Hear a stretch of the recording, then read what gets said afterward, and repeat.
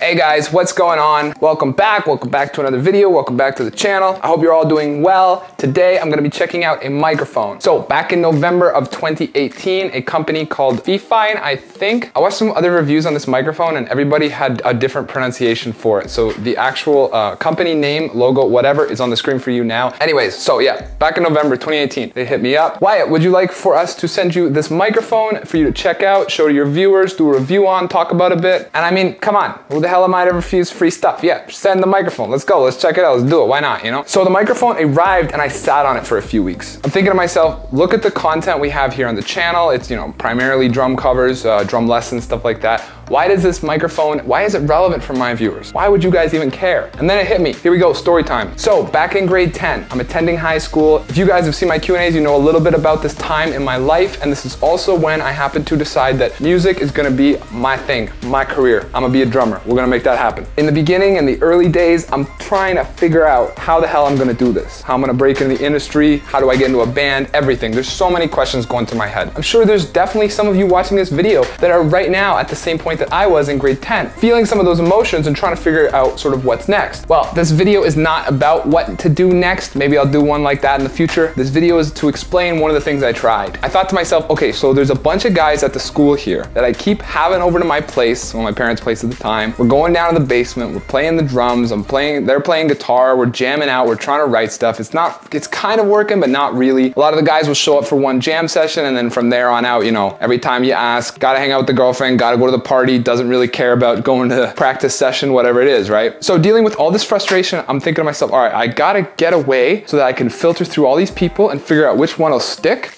with me, and we can make something happen. I tried a few things, but one of the things that I came to, one of the conclusions that I came to was, all right, I own a Audio-Technica AT2020. For those of you who don't know, there's a picture of that guy on the screen for you right now, and that microphone is one of the microphones that I use to record the cymbal audio for every one of my covers. I use two of those as right and left overheads to get the cymbals. If you are unfamiliar with how I go about recording and getting the sound for my videos, then there is a link in the description to that video, which will explain my process. I also had a piece of junk interface mixer thing, kind of, sort of worked-ish, had some shorts in it, but it got the signal into the computer and that was the important part. And then at the time I had my parents' old iMac loaded with GarageBand. Did I know how to use a DAW? Did I know how to record? No, not really. But one thing I figured out and managed to make work was I figured out how to set up GarageBand, well, open GarageBand, start a new session, select the mic as the input so that I could record my drum set. And this microphone could record the whole drum set fairly well as just sort of a room mic. I set the microphone up directly above my drum set and I came up with a bunch of grooves, just patterns, whatever. I tried to structure them as best I could based on the music knowledge I had at the time, which was basically keeping inside of 8 to 16 bars sort of phrasing so that this could be applied to a section of a song. Then I came up with like 30, 40, I don't even remember, it's so many of these different patterns. As I came up with those patterns, I recorded each one in a GarageBand, and once it was in GarageBand, there was a preset for drum audio. I don't know what the hell it did to the signal chain, I can't remember. I'm sure it added, you know, compression, EQ. It basically packaged all of what you would put on a overhead into one that you could click on and it would take care of making the signal you just sent in on one track sound a bit better. So that's what I did. I recorded a bunch of these potential song sections into my GarageBand and then just put that one preset on it. Then after that, I bounced each section out of GarageBand, put them all into my iTunes, inserted some blank CDs, and burned all the sections onto a whole collection of CDs. I took a Sharpie marker, labeled the CDs, you know, Wyatt drum writing CD 1. And then I just put in brackets kind of thing like 5, 6 tracks, whatever. Then from there, I went to school with a backpack filled of potential song sections. I found everybody that I knew that played guitar, played bass, sang, whatever the hell it was, and I said, listen, okay, you want to hang out with your girlfriend. I get it. You don't got time to come over and actually jam and actually try and write with me. That's fine. Here's me. Take this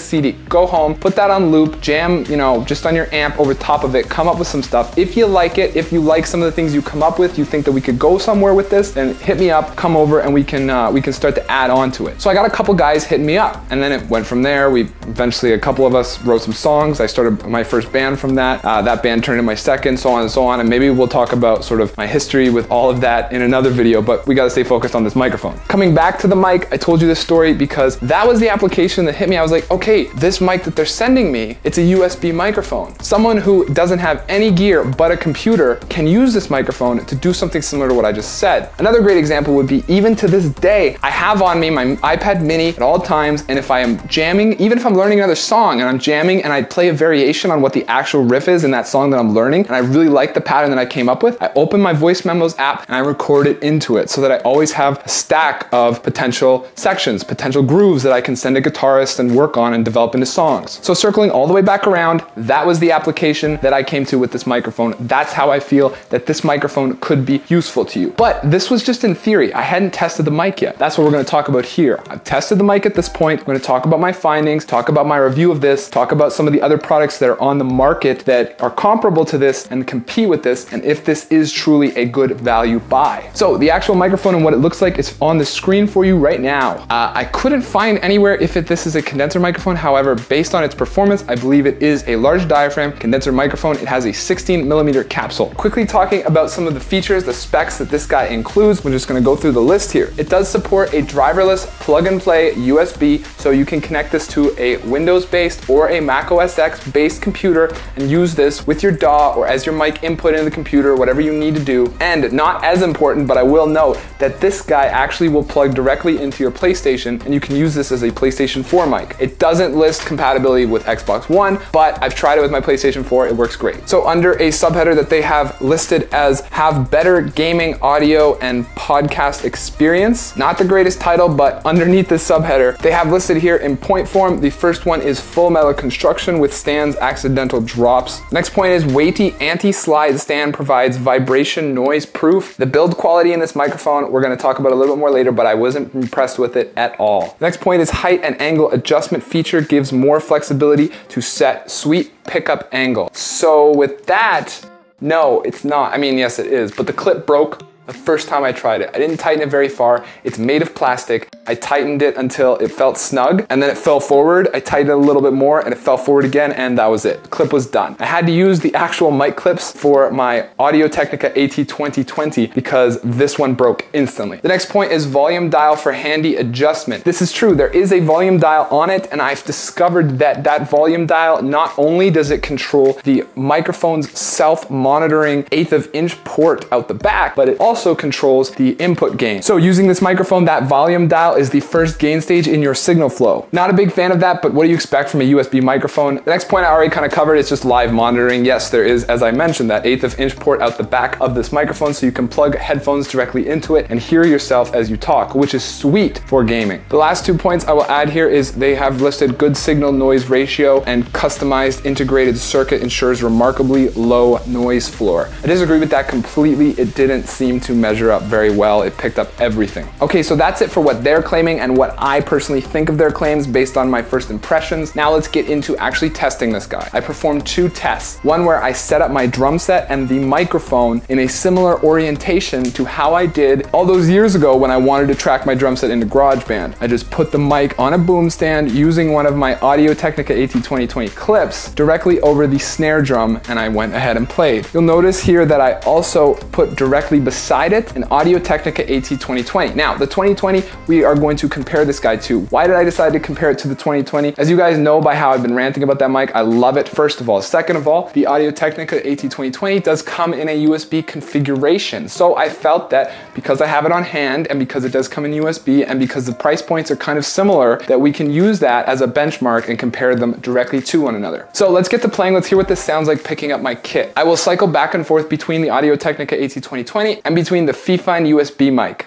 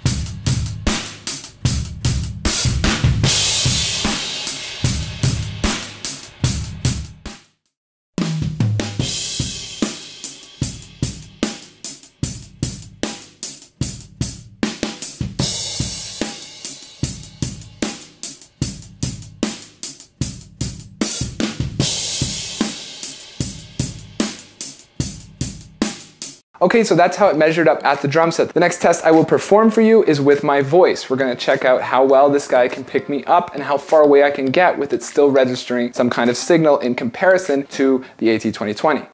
Okay guys, so now I have the USB microphone from Fifine beside one of my Audio-Technica AT2020s. I'm now going to continue to talk and I'm going to bounce you back and forth between the two microphone feeds so you can get a sense of the potential audio quality in each. Both of these microphones right now are set up with the same audio chain, and the direct input before the chain for both of these microphones right now is sitting around -10 decibels. I think specifically this microphone is a little bit closer to -9.6 and this guy's more like -9.8, but that kind of difference really isn't audible to our ears. So they're as close as I could get their gain stages lined up. Now to test these microphones a little bit further, I'm going to increase the distance between the audio source, in this case my own voice, and the microphone, simply by walking to the other side of the room. If you guys remember those Verizon commercials from back in the day, more bars and more places, can you hear me now? This is kind of what that's going to be like. Hey guys, can you hear me now? I am trying my best to stay at the same vocal level as I was when I was directly in front of both of those capsules. I'm now going to go back even further. Hey guys, I don't know if you can hear me, and I don't know if you can see me. I hope you can see and hear me all the way back here. I am really, really curious to see if these microphones are managing to pick me up at all. So hopefully you heard and saw me back there. It is dark on that side of the basement right now, and I was talking at roughly, hopefully, I nailed the same sort of level in my own voice so that the test is as comparable as possible. Okay, so let's talk about my findings and what I think about the mic after the fact. Now, here's what I discovered. On the screen for you right now is the Canadian Amazon link to this microphone. Now on the screen for you is the Canadian Amazon link to the Audio-Technica AT2020 USB microphone. Specifically, take a look at the two price points. Now I'll show you the American site. Look at the two price points again. If you are not aware, the Canadian dollar is not on par with the American dollar. The Canadian dollar is worth 73 cents on the dollar for every American dollar. But that exchange rate does not justify the difference in the price in these two. So my closing statements, my findings, my belief, my recommendation with this microphone is gonna come down to whatever the hell the price is where you are. If you live in the United States and you can get this guy for 50 bucks off Amazon, then it is a good buy. I would suggest getting it. I think that the value on $50 is very, very high. I think you will get a lot of use out of it. If you're recording scratch drums just for a project you have on the go that you want to bring to a friend's house and you don't want to bring the entire kit, or something similar to how I recorded my drum set in those early years, and that works great. And then while you're not doing that, you can use it on your PlayStation, you can use it to Skype, you can take it with you in a travel bag and open up your laptop and, you know, talk to people on Discord and have a higher audio quality, or even broadcast a recording with you and a friend in a room, something like that, put it on the table in front of you, and you can pick up the conversation very clearly for $50. If you live in Canada and there's only a $50 difference between the two mics, then absolutely for sure get the Audio-Technica. The build quality alone justifies the extra 50 bucks. The Audio-Technica will last you forever. I got my first Audio-Technica AT2020 back when I was literally in grade 6, and I still use it to this day. The thing will not die. Hundreds of drops later, hundreds of covers later, and the thing is still going. So it really just comes down to you. If there's a huge difference in your corner of the world in the two prices, then get the Fifine mic if that's the cheaper option, and it's a very big difference. If it's as close as it is here in Canada, I personally would get that Audio-Technica for sure. I hope you enjoyed this video. I hope it gave you something to think about if you're confronted with this problem right now, or you are looking into getting some videos up on YouTube and you want to do it on an extremely low budget. If you are new to the channel, I would love it if you checked out some of the videos I do have to offer here, and maybe if you like what you see, consider subscribing. If you'd like to support the channel further, you can find a direct link to my merch store in the description below. You can grab a t-shirt similar to the one I'm wearing right now. Finally, if you'd like to connect with me further, you can do so at any of my social media pages. You can find links to those on the screen for you and in the description below. Thanks so much for checking out this video. Leave a like if you enjoyed. I will see you guys soon with something new.